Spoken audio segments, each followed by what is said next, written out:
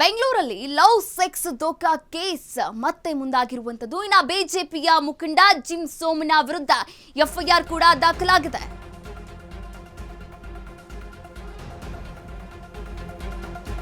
ಬೆಂಗಳೂರಲ್ಲಿ ಮತ್ತೆ ಕೇಳಿ ಬರ್ತಾ ಇದೆ ಲವ್ ಸೆಕ್ಸ್ ದೋಖಾ ಕೇಸ್. ಬಿಜೆಪಿ ಮುಖಂಡ ಜಿಮ್ ಸೋಮಣ್ಣ ವಿರುದ್ಧ ಎಫ್ಐಆರ್ ದಾಖಲಾಗಿದೆ. ಯುವತಿ ಮೇಲೆ ಅತ್ಯಾಚಾರ ಎಸಗಿರುವ ಆರೋಪ ಕೂಡ ಇದೀಗ ಬರ್ತಾ ಇರುವಂತದ್ದು.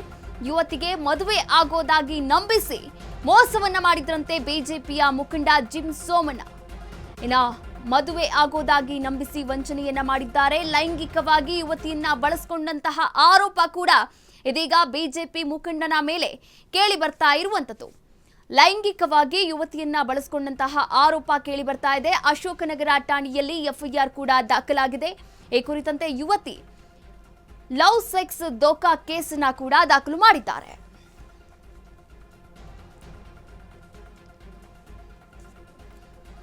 ಈ ಕುರಿತಂತೆ ಇನ್ನಷ್ಟು ಅಪ್ಡೇಟ್ಸ್ ಅನ್ನ ನೀಡೋಕೆ ನಮ್ಮ ಪ್ರತಿನಿಧಿ ಅಜಯ್ ದೂರವಾಣಿ ಸಂಪರ್ಕದಲ್ಲಿದ್ದಾರೆ.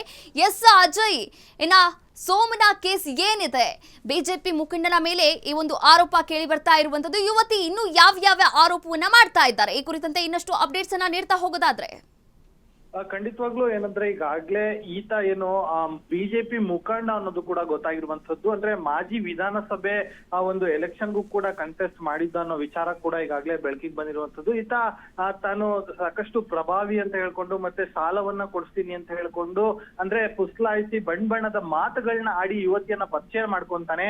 ಆ ನಂತರ ಬೆಂಗಳೂರಿಗೆ ಬನ್ನಿ, ನೀವು ಇಲ್ಲಿ ನಾನು ನಿಮಗೆ ಹಣವನ್ನ ಕೊಡಿಸ್ತೀನಿ ಅಂತ ಹೇಳಿ ಇಲ್ಲೂ ಕೂಡ ಅಂದ್ರೆ ಅಶೋಕ್ ನಗರ ಪೊಲೀಸ್ ಠಾಣಾ ವ್ಯಾಪ್ತಿಯಲ್ಲಿರುವಂತಹ ಏನು ಕೆಲವೊಂದು ರೂಮ್ ಗಳಿಗೆ ಕೂಡ ಆಕೆಯನ್ನ ಕರ್ಸಿರ್ತಾನೆ.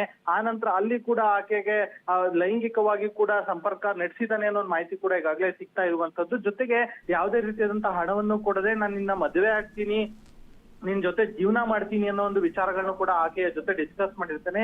ಯಾವಾಗ ಈತ ಇದೆಲ್ಲವೂ ಕೂಡ ಸುಳ್ಳಾಗಿ ಹೇಳ್ತಿದ್ದಾನೆ ಅಂತ ಹೇಳಿ ಯುವತಿಗೆ ಗೊತ್ತಾಗುತ್ತೋ ಆಕೆ ಕೂಡ ಹುಷಾರಾಗಿ ಈಗ ಪೊಲೀಸ್ ಠಾಣೆಯ ಮೆಟ್ಟಿಲು ಕೂಡ ಈಗಾಗಲೇ ಏರಿರುವಂತದ್ದು. ಈಗಾಗಲೇ BNS 69 ಅಡಿಯಲ್ಲಿ ಈಗ ಏನೋ FIR ಕೂಡ ದಾಖಲಾಗಿರುವಂತದ್ದು. ಪೊಲೀಸರು ಕೂಡ ಈಗಾಗ ಆತನನ್ನು ವೀಕ್ಷಣೆಗೂ ಕೂಡ ಈಗಾಗಲೇ ಕರ್ಸ್ಬೇಕಾಗತ್ತೆ. ಒಂದು ವೇಳೆ ಆತ ಕೂಡ ಏನಾದ್ರು ಅಬ್ಸ್ಟೆಂಡ್ ಆಗುವಂತದ್ದು ಮತ್ತೆ ತನಿಖೆಗೆ ಸಹಕರಿಸಿಲ್ಲ ಅಂದ್ರೆ ಆತನನ್ನು ಕೂಡ ಅರೆಸ್ಟ್ ಮಾಡುವಂತ ಎಲ್ಲ ಸಾಧ್ಯತೆಗಳು ಕೂಡ ಹೆಚ್ಚಾಗಿದೆ ಅಂತಾನೆ ಹೇಳ್ಬೋದು.